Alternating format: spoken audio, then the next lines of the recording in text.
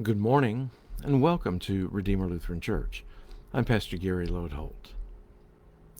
This week of Halloween, we are talking about witches and sorcerers and things like that found in the Bible. And today, as we begin, it might be a good place to say that the Bible has many specific prohibitions about being involved in any of those things. In Exodus, not far from where the Ten Commandments are found, we are told not to let a female sorcerer live. In Leviticus, it says that we are not to practice augury or witchcraft or go to mediums and wizards. Deuteronomy 18:10 through 11 states it bluntly. No one shall be found among you who makes a son or daughter pass through fire, or who practices divination, or is a soothsayer, or an augur, or a sorcerer, or one who casts spells, or who consults ghosts or spirits, or who seeks oracles from the dead.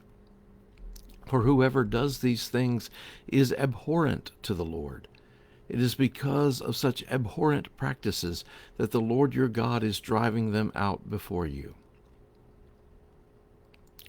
Prophets like Isaiah and Jeremiah and Micah spoke often against anyone being involved in these kinds of things.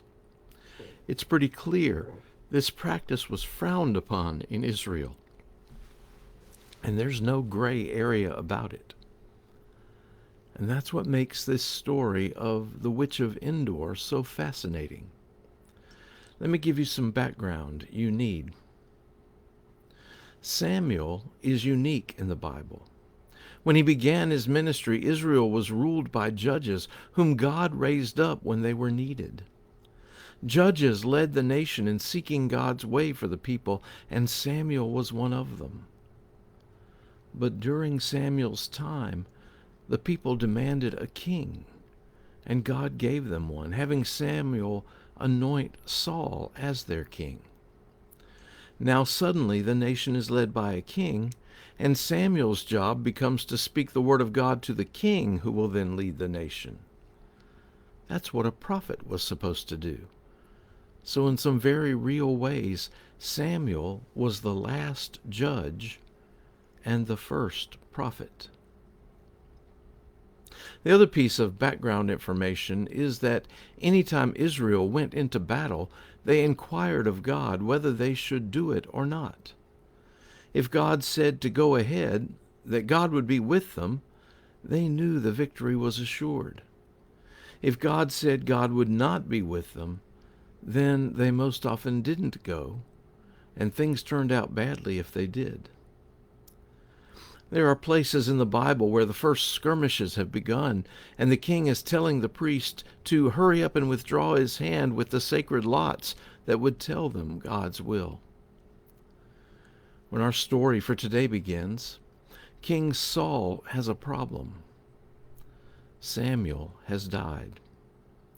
The Philistines had come out for war against Israel, and when Saul saw their numbers, he was afraid.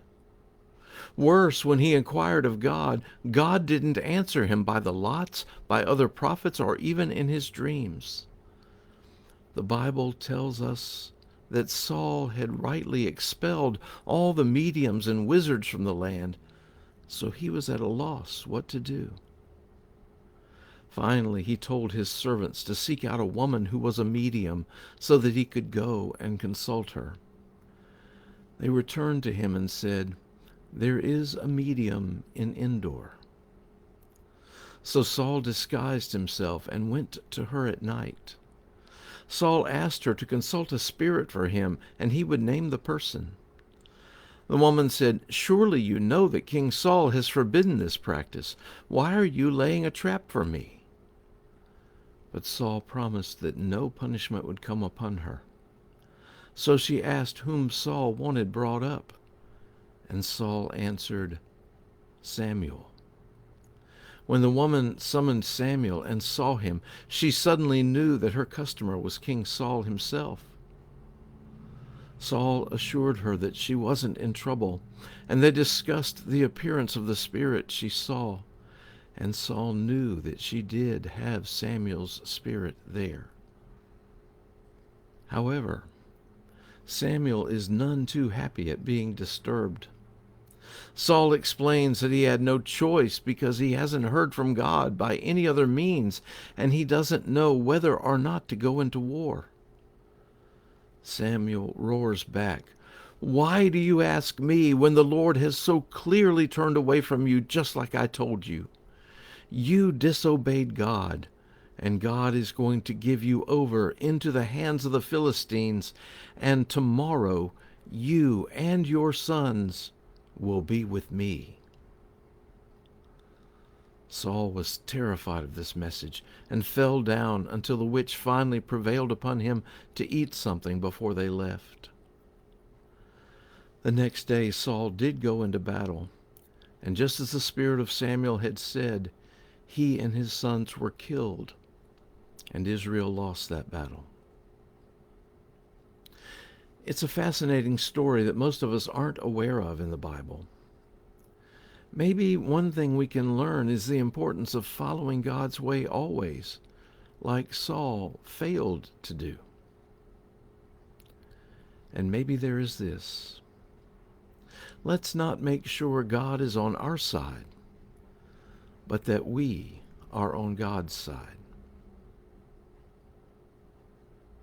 Thanks for watching, and remember to let this day belong to God.